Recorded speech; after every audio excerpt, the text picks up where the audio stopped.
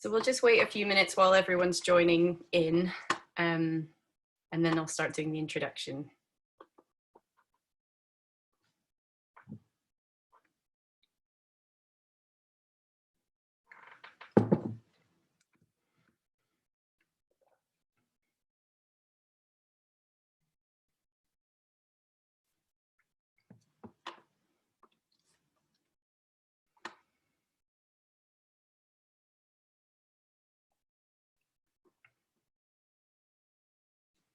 Okay, it looks like the numbers have flattened off, so I'll get going.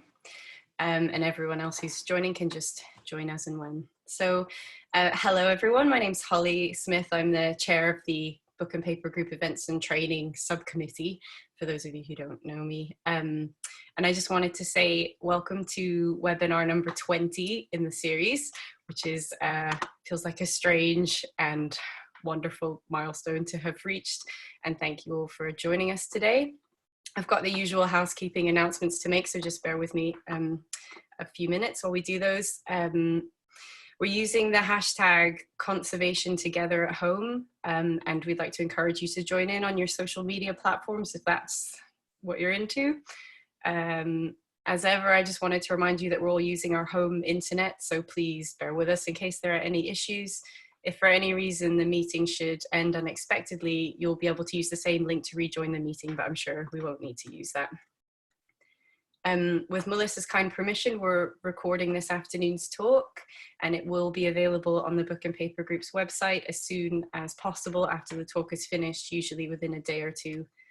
As ever, you can use the Q&A button, which you should be able to see at the bottom of your screen, to submit questions as the talk is going on, and we'll have 10 or 15 minutes to address a few of those at the end. I've also enabled the chat in case any of you want to have a chat or write any comments in there. We are planning to open up a bit of a discussion of sorts at the end of this talk to get a sense of what people feel their biggest forms of conservation waste are. So at the end, I'll be launching a few questions which we could use as a starting off point. But it might be a good idea at this stage to have a think about what the main sources of waste are in your own conservation studios. So without any further ado, I'll introduce our speaker for today. Melissa Lewis is a conservator of modern and contemporary art on paper. She has worked until recently for some years at the Victoria and Albert Museum, with stints at the Natural History Museum.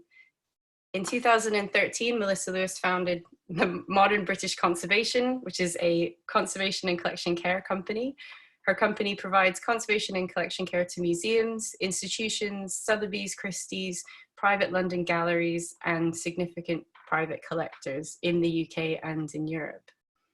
She's also taught cleaning paper using gels, emulsions, and green solvents at museums, studios, auction houses, universities, as well as the studios of individual conservators. Melissa's motivated by finding green, sustainable, and safe solutions to conservation practice. And in 2019, she was asked to give a webinar at the Arts Council in collaboration with Julie's Bicycles about the circular economy in art and culture, which is what led to the development of the talk you're about to hear. So without any further ado, I'm going to unmute you, Melissa, and you can take it away. There you go. Hello. Hi, my name's Melissa. So this is my second major career. Before I was a paper conservator, I was a decorative artist and mural painter. And I've always had a strong interest in the materials that artists use and how they age naturally and how we speed up the aging process. And of course, for conservation, how we slow it down. I'm also very concerned about the man's destruction of the planet, and I want to share and preserve my planet for tomorrow and the future.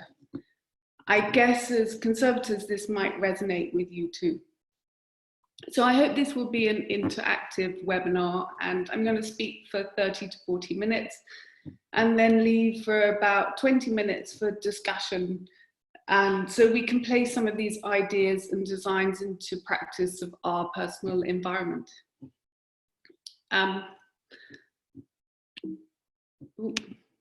Okay, So when I think about what I'm going to lose if the world becomes unsustainable, the weather becomes extreme and humans could not look after themselves, I think of this. This is a sunny spring day in England with nature raw in tooth and claw, and this is what I don't want to lose.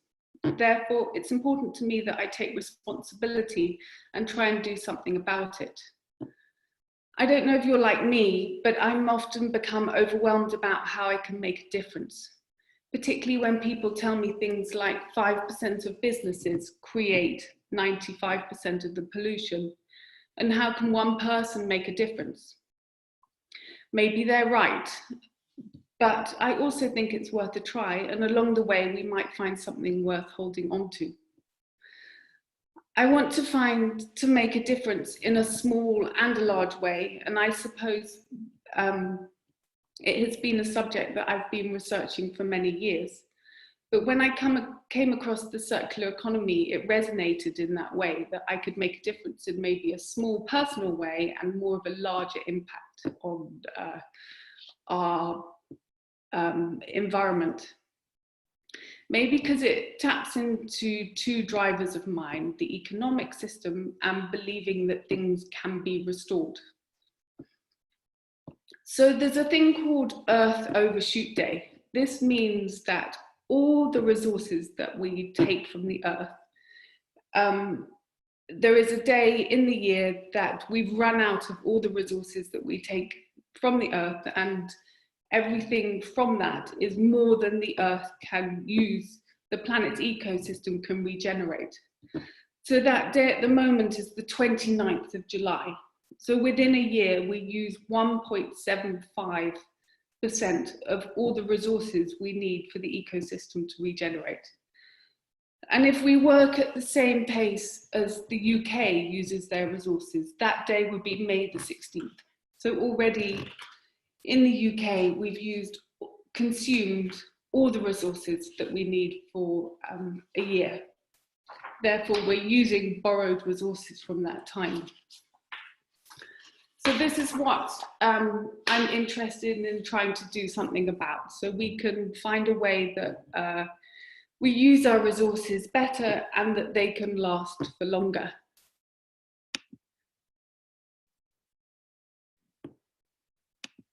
So what is the circular economy?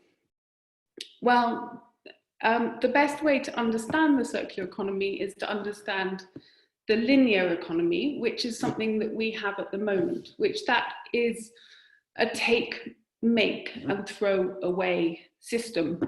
For example, if we take oil from the earth and we make plastic, we use it and then we throw it away. Is it recycling? Well, it's not quite recycling. Recycling is about recovering materials. To recycle a material, we generally break it down into smaller pieces and then make it into lower grade materials. But there's a great deal of waste in that system. And generally the embodied value is then burnt to recover energy. And it's not necessarily the best way of looking at our materials. So the circular economy it's a regenerative model. It's designing to keep products, materials, and resources to the highest value and functionality for as long as possible through continuous cycles of reclamation, remanufacture, and regeneration. So how do you do that?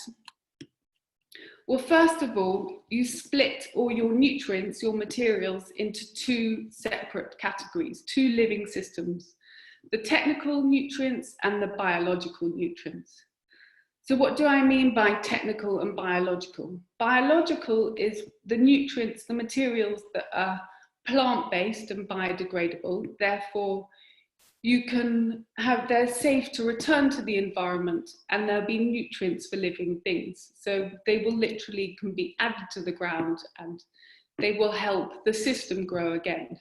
Technical nutrients are things like oil or metals or polymers, things that cannot be returned to the ground and that we've already technically changed from what we've taken out of the ground. So you think easy. Well, it's not quite as easy as that, because in the 20th and the 21st century, we're obsessed by mixing our biological and technical nutrients together and making it very difficult for them to come apart. So the circular economy is about redesigning those materials so they are from one system, or using different materials so they're from one system. And looking at those two systems in different ways. So this chart is from Ellen MacArthur Foundation, that's a big promoter of the circular economy. And here you have, on the left, you have the bio-based materials, and on the right, you have technical materials. And it looks in more details of ways that you can break down those two systems. And for example, it says extractions of biochemicals from feedstocks. One thing I know that conservators are very interested in is green solvents, because they come from the bio-based cycle, and we're looking at solvents that are made from food, from feedstock, and therefore can return to the earth, unlike most of the solvents that we use at the moment, which are mineral-based or polymer-based, that cannot return to the earth and are on the right cycle. So on the right cycle, there are things like sharing your materials, or recycling your materials, or the user collecting materials, but I'll go into that in more detail later. So I hope we all have an interest in paper. I thought I would use paper as an example of ways that you can look at a more circular material. If you go back to the 18th century, unbleached rag paper was actually a very circular product. It's very difficult to find underwear of the sort of early 18th century, 17th century, because it was all made into rag paper, and they needed the white unbleached linen to make good quality rag paper. So it was actually in 1774 when bleach was invented that sort of circular system stopped, because it stopped the bleached paper stopped being a good nutritional material to go back into the earth. So today we put a lot in our papers. We sort of put things like fillers and plasticizers and bleaches and all that sort of thing that stop it being circular, and it means that the materials have to just be recycled. But even recycled paper, you can recycle paper up to 7 times, and each time you use about 30% of the pure paper from before. And there's a massive waste of material that can't be recycled, that just builds up. For a normal paper recycling factory, they have 40,000 tons of something called screen, which is a sort of short cellulose fiber that can't be recycled into anything, that just builds up as waste. But that in itself can be used. And for example, in the top left corner is a Dutch designer called Tim Tebben, who's made furniture out of this screen material. And at the bottom left, there is another manufacturer who's making board that could be used for furniture and other things out of screen. And I think we could use that for backboard. I think it would be a very suitable backboard material. So it would be a good circular product. So how do you go about making the your waste stream better? Well, first of all, it's a good idea to understand what your waste stream is. And there's something that is used in a lot of industries at the moment called life cycle assessment. This has been used already for conservation. And this is an example from 2016 that's from the Museum of Fine Arts in Boston, where they looked at the life cycle assessment of loans and exhibitions in their museum. And you can see here from this graph, the biggest use of materials is perspex.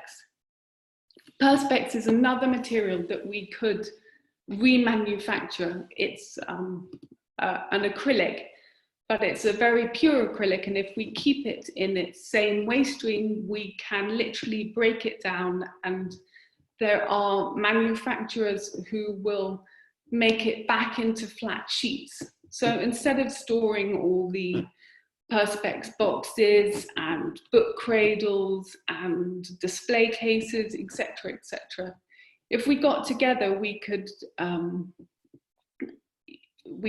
find a supplier that will keep us in perspex and keep remanufacturing perspex. So next, I'm going to talk about other resources that I found useful to find circular products. In 2002, there was a book written by William Braungart and William McDowell. It's called Cradle to Cradle, Remaking the Way We Make Things. And they looked at many industries and how they could make materials instead of cradle to grave that were materials that could be circular. So they were one of the first sort of people who looked at this circular cycle where we're continuously remanufacturing things. Now they have developed, and they've developed into a website. It's a really good resource for finding materials to use. And they have a sort of products page of circular materials, and I definitely recommend it as a place for a resource. So for our industry, one of the things, working in a studio, one of the biggest ways that I know of is mountboard. And mountboard's a kind of frustrating material because it's actually very pure. It's 95% cotton fibers, and they only use 5% EVA to laminate the layers together. And what that means is we couldn't just take the quite pure cotton fibers and break them down and put them straight back into the pulp machine. The EVA is a technical material, and it stops us breaking it down and putting it straight back into the pulp machine. So we could be finding maybe enzymes and catalysts to break down that EVA, so the material is much purer and can go back into the pulp vat. Or we could maybe looking at how we could laminate the layers with heat, etc. Or maybe we could be taking that very pure cotton fiber and using it to make other materials. But I think for me, this is something that we need to work together and to think we're all in the same situation. We've got a huge quantity of materials. Can we work together and find a way to make that waste stream better? So next, I want to talk about design for disassembly. When you're using glues and adhesives and tape, it stops things being taken apart. So to remove the sort of adhesives and tapes by using screws and fasteners, it allows it easier to come apart, and to stop sort of layering these varnishes and different polymers that we put on layers, maybe to stop one thing, then things can be designed for deconstruction. And I know that the Baltic Centre of Contemporary Art and the Icon in Birmingham have looked at how they can do that and create, for example, modular sets for their spaces. So they're looking at these sort of materials that can then be taken apart quite easily and reassembled and can be put back into this natural waste stream rather than all these materials being stuck together.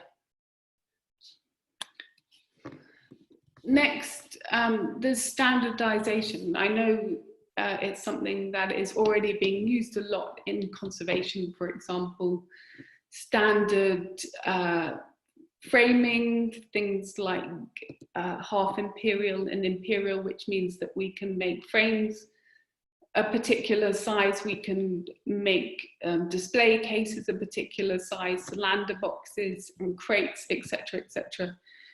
But it might also be useful to look at standardization in new ways and to see if it's possible to create those standard sizes for more things. And it also means, in terms of collection care, that things like when they're stored together, there's less dust around the object and there's less damage around the object. So it helps us in other ways. So next, there's bio-based materials.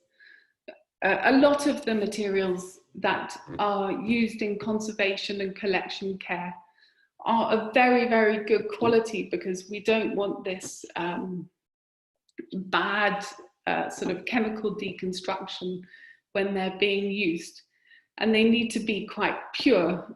But a lot of the packing materials, for example, are mixed. For example, foams and plastisodes and things that have coatings on. And maybe we can look at other industries and other materials.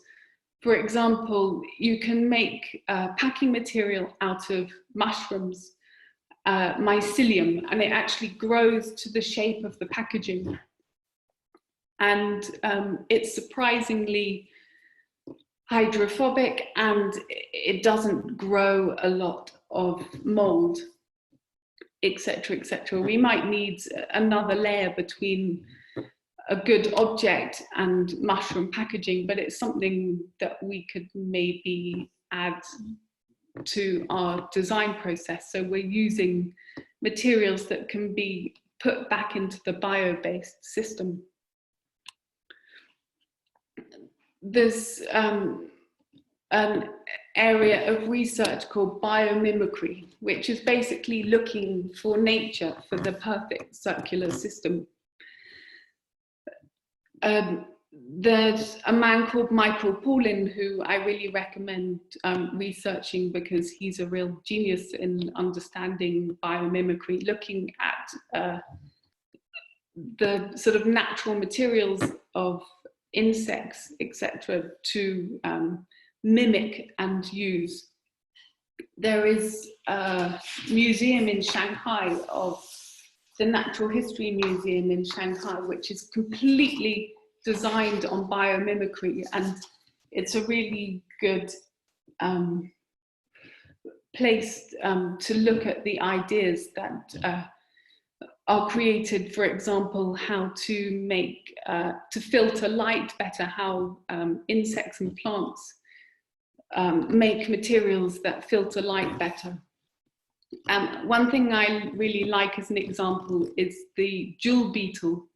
The jewel beetle is able to detect a forest fire from 80 kilometers away. So that's 10,000 times the range of a man-made fire detector. And I think it would be great to have a few jewel beetles in some of our big storage units, and used as an ambient monitor of storage, or using some of their understanding of their technology. So next, there's green chemistry. So the idea of green chemistry is, again, to use this. At the moment, most of the solvents that we use are from the technical cycle. Therefore, they cannot be recycled, or they cannot be used again, and they cannot go down to the ground. So they sort of need to be stored in limbo. And now manufacturers are looking for materials that are bio-based, that materials that are made from things like corn that react in the same way as solvents that we normally use. And this area is really exploding, and there's lots and lots of new researchers who are finding very effective solvents that allow them to be used like our normal solvents, but therefore then can return to the earth without harming it. But I know for conservation, we want something more than that. We really are most interested maybe in health and being able to use in a simple way that we can use it in our studio, and we don't need sort of PPE, and that it smells okay. And also we need to test them on all the materials that we use them for the moment. There are already sort of neoteric, they're called neoteric solvents that are being made, like there's a replacement for acetone from a company called Solvay that is called Rhodosol Iris, and it's a completely recycled acetone. So therefore it can go into, you can, for example, wash your varnishing brushes. It's obviously for more commercial use, and it collects all together, and you can filter it through. So you can use 70% of that solvent again. And so you just need sort of 10 litres of solvent, and you can keep on reusing it rather than having this throwing things away. So the next is leasing products. Leasing products means that the manufacturer will own all the base materials. So they can own all the metals and all the sort of polymers and technical materials. And therefore, when they get them back for manufacturing, they can make their same materials again. So it's a much more efficient way of people using their raw materials. And already there's people who use machinery, and computers and vehicles can be leased, but there's also other things like Philips. You can lease light bulbs for commercial spaces, and it's something that I think will progress as we want to look after our raw materials better. So next, there's something called secondary material marketplaces. And I think that this is a great thing that maybe we could be using in conservation. And we have so many advances in technology now. We can really make a very clear database and keep things at multiple venues. But the idea is there is a marketplace that can track and trace materials, and that we can share and exchange materials more. And it means that we don't need to keep this sort of mass of materials. We can be more lean about the materials that we use. There's already quite a lot of secondary material marketplace for things like set exhibitions and for example, setexchange.co.uk, or there is a museums free cycle. And they're great places where you can share different materials for use on set, which I know is a big, big waste in museums already. So next, the idea of using better technological monitoring equipment. We could have something called microsensors that we add, for example, mount board, little tiny sensors that we could put in a cylinder box of like 15 pictures that we have just mounted. And it could tell us things like exactly how degraded those materials are, if the environment is too hot, too cold, or too dry, too humid.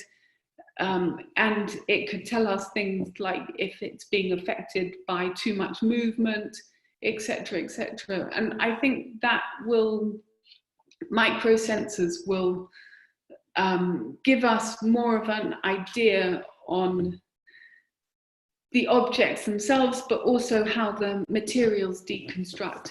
And we can also start doing things like monitoring smaller environments, making them more sealed. So we're not controlling a larger, we don't need to create this sort of very ambient environment to control larger environments. And we could control the environment of the object itself and therefore use less energy to do something like that. So the last thing I want to talk about is using museums as an educator of care. I think as conservators, we have a huge amount of knowledge that maybe isn't really understood by the general population about how we care for objects, but it's something that's going to become more important as we want to keep our resources as much as possible when we start really running out of resources and that we become aware of this problem. There's a thing in circular economy in education that they talk about product stewardship. And it's basically really understanding how objects are manufactured and how to maintain them and retrieve certain bits of the materials and to how to remanufacture them.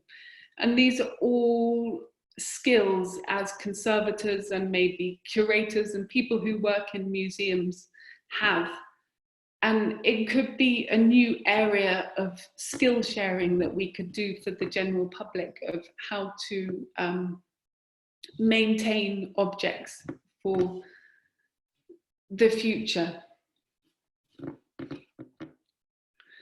So for me, if I could think of one thing that I think I'd really like to do with all my studio waste, is to make something that is useful for the conservation and museum industry.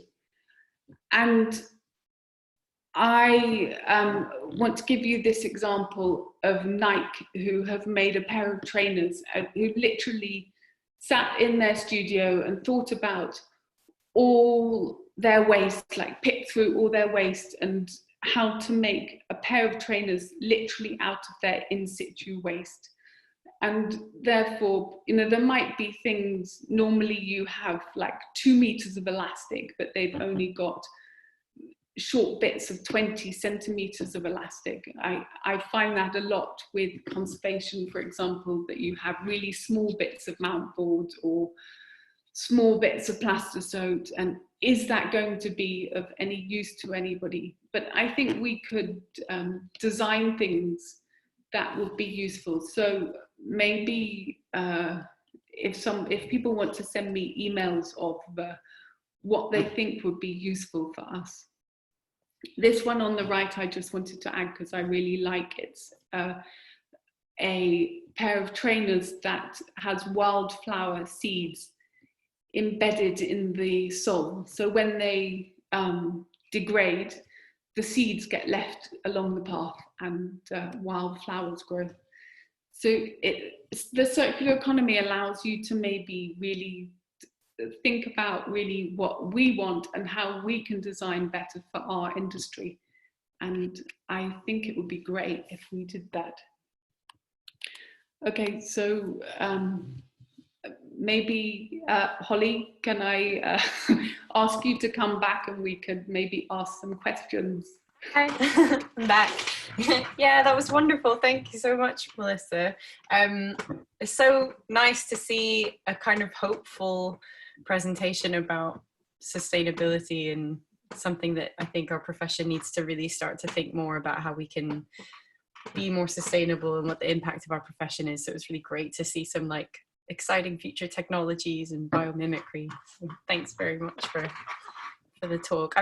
We've got a question here. I don't know how do you want to do it. Should we do some questions first about the presentation and then move on to the discussion after maybe 5 or 10 minutes? Sounds good, yeah. Okay, so we've got a question here from Lawrence Chin, who says, how would Brexit affect or not the momentum in adopting circular economy through availability of materials, supplies, specialized manufacturers, etc.? Well, I don't know. I'm anti-Brexit, so I personally think it probably will affect us a lot. I think a lot of, I mean, I know if you look at the circular economy, for example, a lot of the main players are in places like Holland and Germany and Sweden and Finland, and so they have a better understanding already of how to use their waste stream, and the UK are a bit behind that. But not to say that there are not some great people that are promoting the circular economy in the UK. For example, Ellen MacArthur Foundation is a really great place to go and look for information. But there is a lot of money being spent in the EU on how to make our waste better, and Brexit will, you know, we won't necessarily have that with a right-wing government. They maybe don't believe so much about saving our materials so much. But I think what I'm trying to say on this talk is there's hundreds of studios, you know, based in the UK, and I think the idea of us sharing together our resources, we can maybe get somewhere. I think it's definitely a collective thing that we need to do, is to share together. And in London alone, you know, there's so many people with exactly the same waste streams that maybe we can be more resourceful. Yeah, definitely. And it's kind of building those communities and those communication streams that can then open up opportunities for reducing how much we waste and things like that. We've got a question here from Harry King that says, is there a museum or institution that does not, that does a circular economy well? Sorry, I sort of botched that one. I think what I found is there's all different examples of all different things that are being done over Europe and the world. So maybe there isn't someone who's just working on the whole lot. And I recommend you looking at Julie's Bicycles, because they've become quite a government body, and they look at the whole arts world, and they have really good examples of lots of different museums and things from the art sector of people using sustainable ideas better. Yeah. I know I think the Manchester Museum has done a lot of work on trying to make a sustainable museum. And the V&A has a sort of whole sustainability, they're called Green Champions. They're really trying to push the idea of sustainability in a lot of ways. And I think the Tate has a sustainable section. There's lots of different individual things that are happening, but maybe we haven't worked completely together yet. Yeah, great, thank you. We've got a question from Camille Turner Halen. As a future conservator with a strong interest in sustainability, where do you think would be a good place to work or gain some experience? So you've just named a couple of institutions there. I don't know if you want to add anything to those. I mean, from my experience of being a conservator, like, you need to be quite self-motivated, and don't just expect maybe a museum to give you ideas. Go out to every single industry. There's so much sharing that we need to do. Like, being a conservator, we don't necessarily have the resources that we need for that sort of education. And I think if I was starting again, and I still do it today, go and look at how other industries who maybe have more money than conservation to see how they do it, and then bring your ideas back to conservation as well. And you'll be really popular. Yeah. because we don't have so much time to do such things like that. Yeah, definitely. We've got 2 more questions. Laura Caradonna has asked, would it be possible to know the suppliers of the alternative materials to plastozote and acetone mentioned in the talk? And then there's another question here. Have you used the fungus-based material for boxing, and would you recommend it for rehousing? So I'm looking, okay, so there's a couple of questions there. Yeah. The acetone one, I found with using on paper. It's called Solvay, the company. And I'll leave, wait, I'm gonna put my email up. So you can send an email of any question you want and I will answer it. But the company for the acetone based is called Solvay. And I found that on paper, it's a little bit too greasy. But I think we just need to wait further down the line for that to improve. But I think it would be useful in other areas of conservation that we weren't worried about the sort of greasiness with paper. It's a real problem, and it's a problem with a lot of green solvents. We're yet to find maybe a complete alternative to plastozote. Plastozote is very good for conservation as it's very pure and soft, and it doesn't have those hard edges like a lot of other foams. But I think what we probably need to do is we could use this mycelium structure as an external material that we could sort of maybe make prototype shapes, so we're not sort of growing the material every time for every object, because I can see that taking too long. But then to have a secondary or third layer that was pure, we can use wool or cotton things, so that in very small amounts we could have a sort of lining layer we could put in. But these are all things that need to be developed, and I'm looking at it, but it hasn't been developed yet. Yeah, I guess there'll be a period of experimenting with them and seeing how they work and in what ways they work well and in what ways they have we challenges. maybe need some sort of research time on actually designing materials, but what I'm interested in is finding out what we need, and then if we could collect all that information together and why we need it, and then maybe we can go to industry and say, we need this and it needs to be like this. Yeah. Yeah, so show them there's a demand for it, and then, they want to provide for their customers. Exactly. And even companies like, preservation, conservation by design or something, we could go to them and say, we want this for this reason. Yeah, great. So I think if we just take one more question now and then start opening up for a bit of discussion, maybe.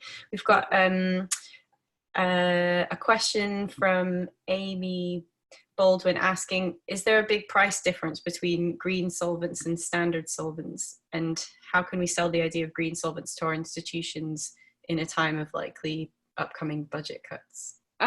So I found that no, actually a lot of the green solvents aren't necessarily more expensive, but I still think there's a lot of testing that we need to do with green solvents. And I mean, it's a whole nother talk, the green solvent things, but like I've tried to start testing them on paper and look at how they, change strength of paper, etc., etc. But we need to start looking at in a sort of broader research sense and in all areas of conservation. But the thing that I want to sort of talk about on this talk is about these two systems that I talk about, a bio-based system and a technical system. If we really want to use our waste better, we need to have bio-based materials. And the green solvents are all bio-based. So they're ones that can go back into the ground without harming it. And that's really the point of green solvents. It's like milk chocolate maybe tastes better, but if you're a vegan, it's still totally not what you want. You want a vegan chocolate. Yeah. That makes sense. So I don't know. That's a good example. Okay, great. So what I'm going to do now is I'm going to launch the first poll, and you guys will see it pop up on your screen, and there's 4 questions for you to go through, and once you've done them we can have a look at the results, but it'll just give us a good sense of where everyone's at in terms of their waste and how they feel about it and what kind it is.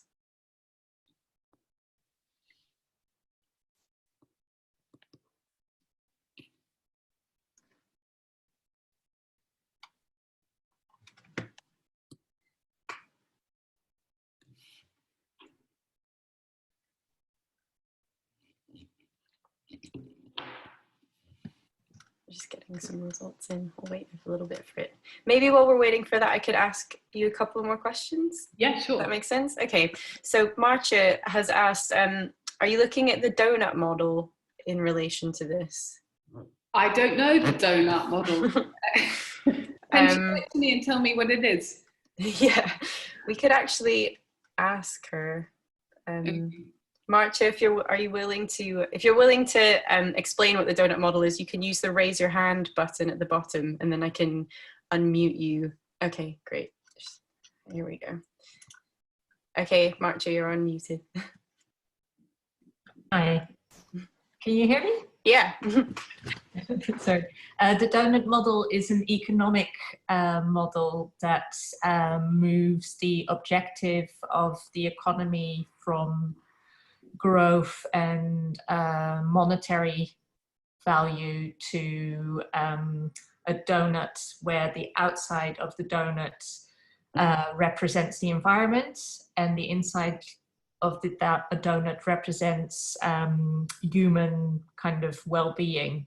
And as soon as you kind of leave the donut, so as soon as you enter the hole inside the donut, or as soon as you leave the donut on the outside, you're either encroaching on the environment and everything we need to do to sustain the earth, or you're encroaching on human well-being, human rights, etc. And for me, it fits very much with some of the things that it's a complete part of what we're discussing, and it feeds into kind of how conservation isn't just a tiny professional, how it fits into the wide world, if that makes sense. Yeah.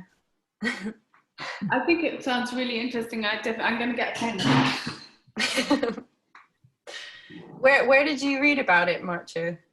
It's been developed by a woman called Kate Rayworth.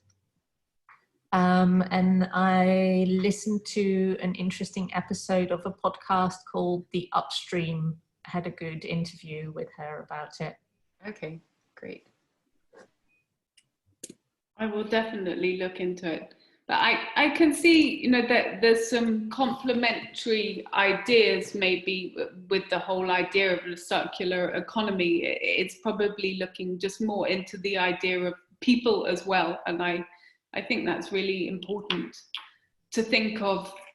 Something that a lot of maybe economists don't do is really think of the human being as an important factor too.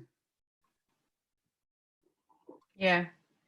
So we've had, I think everyone probably who's going to vote on the poll has done it. So I'll just end this one and share the results. So can you see that, Melissa? Yeah. Okay. So it looks like for the first question, we've got 63% of people think that dry, clean offcuts are their biggest source of waste. And dry, dirty being their second biggest. Okay. Is Yeah, that I mean, kind of as you expected? Is that it's how you found it? definitely what I've experienced too. For me, things like perspex, mount board, you know, packing materials are all the sort of things that are wasteful, are the most wasteful. And then, yeah, I mean, it would be interesting to know what people see as other too.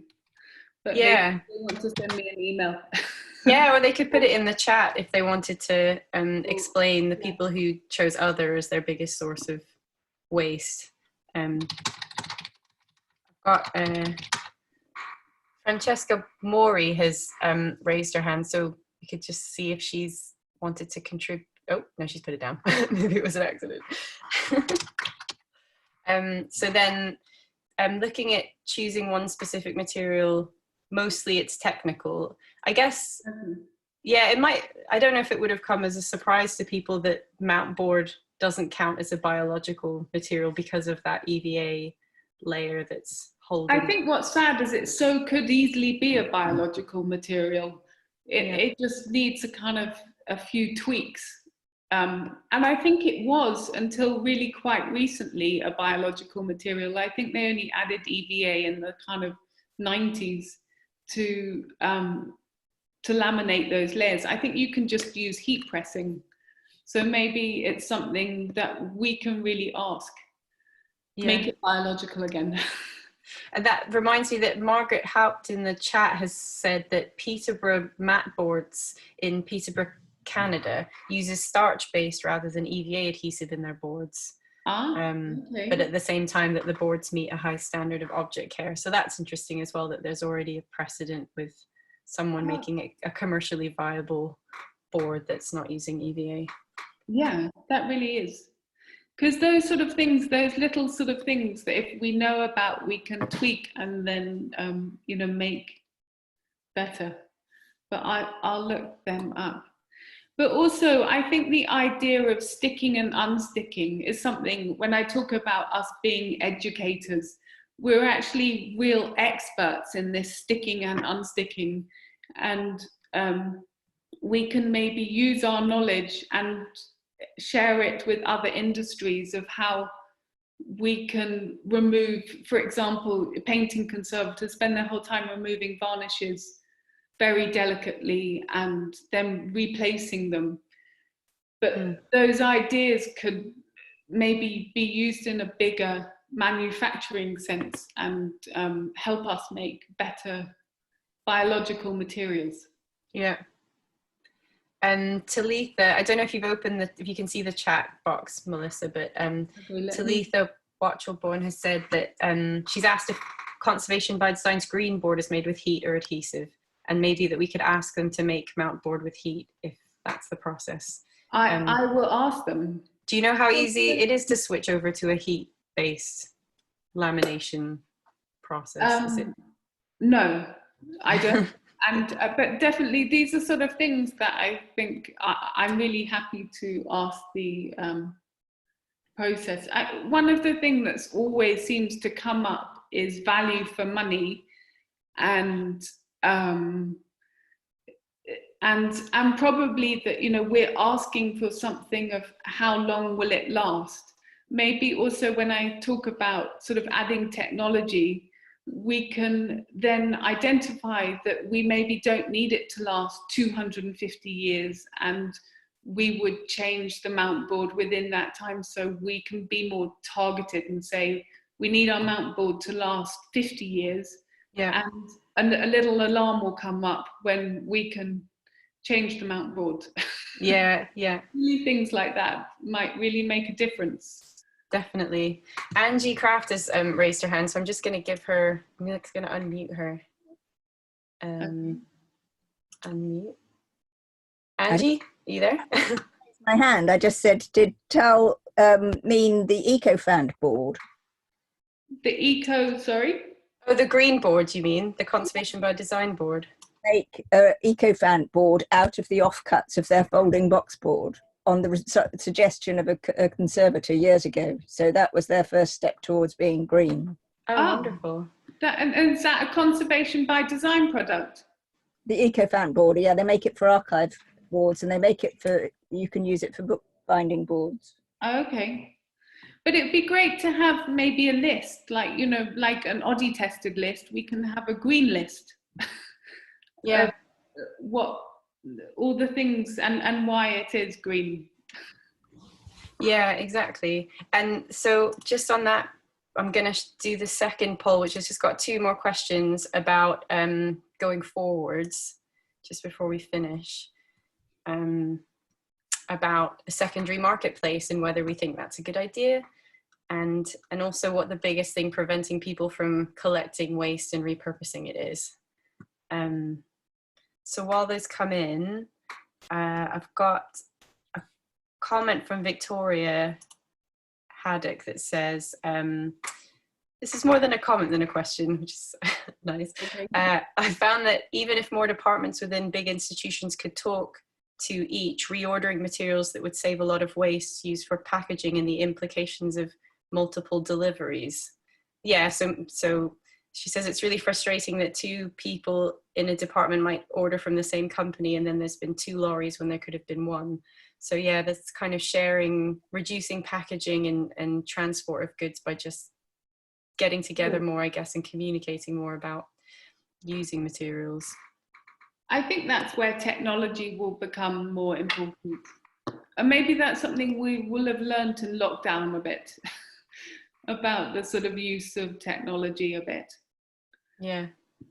Yeah, it seems like maybe lockdown is providing an opportunity for things to maybe be reintroduced in a different way, and maybe people are more open now to thinking about how we could do things differently than they were before lockdown, when you were caught and you're, you know, this is how we've done it, this is how we do it, I don't have time to think about how to do it differently. Yeah. Maybe now is a good time to start thinking about it.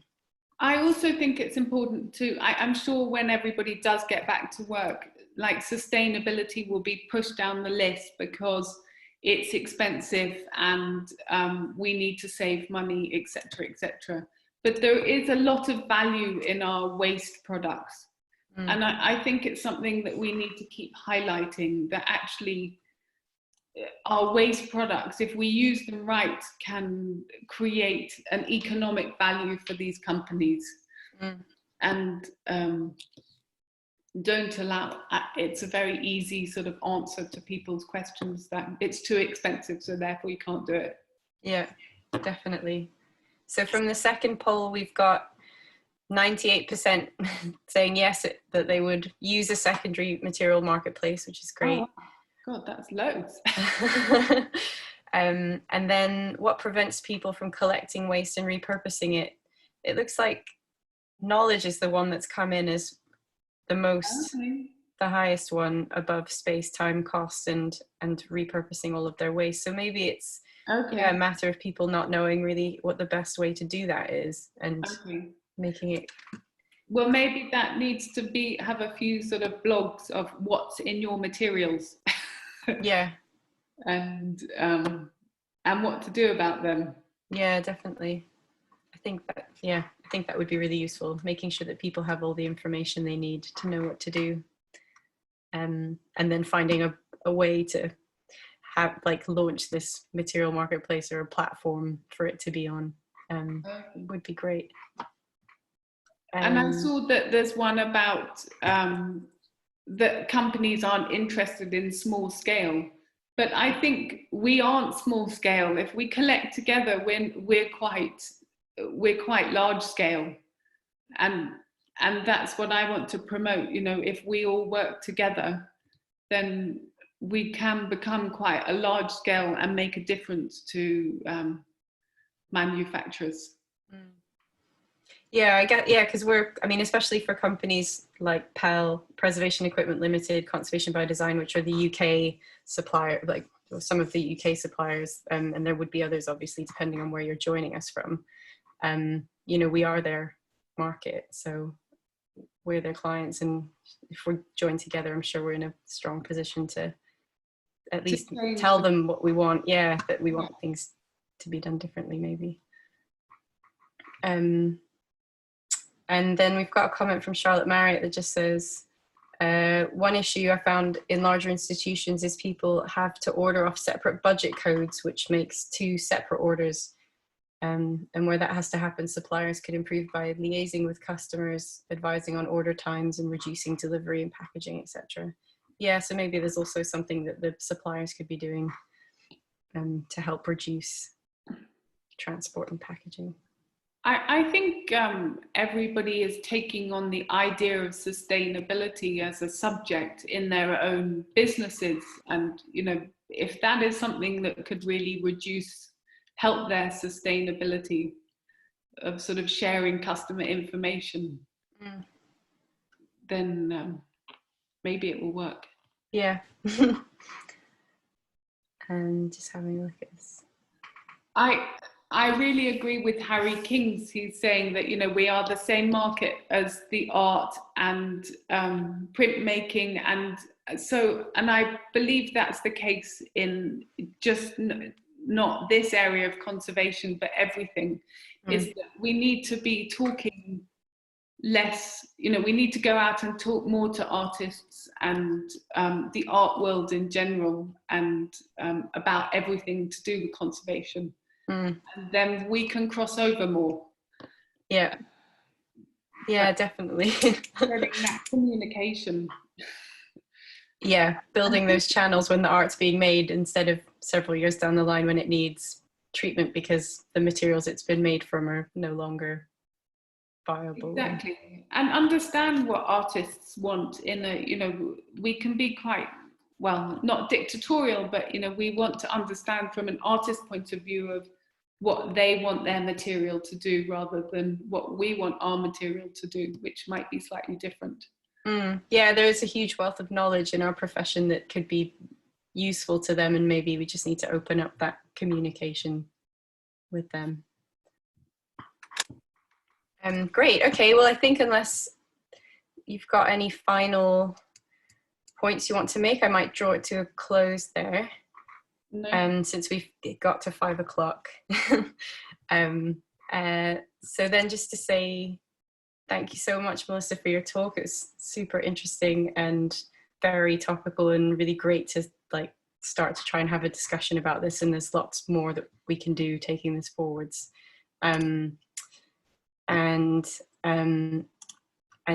also just to say thanks to everyone for joining us. And the next talk is going to be Carl Heron, who's the Director of Scientific Research at the British Museum, who's giving his talk called 100 Years of Scientific Research at the British Museum. And that talk is due to take place tomorrow, which is Wednesday at 4 p.m. London local time.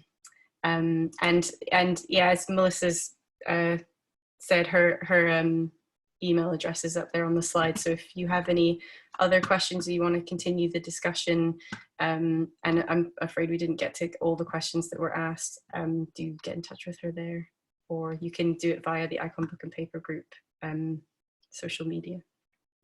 So thank you so much, Melissa. Thank you. Bye.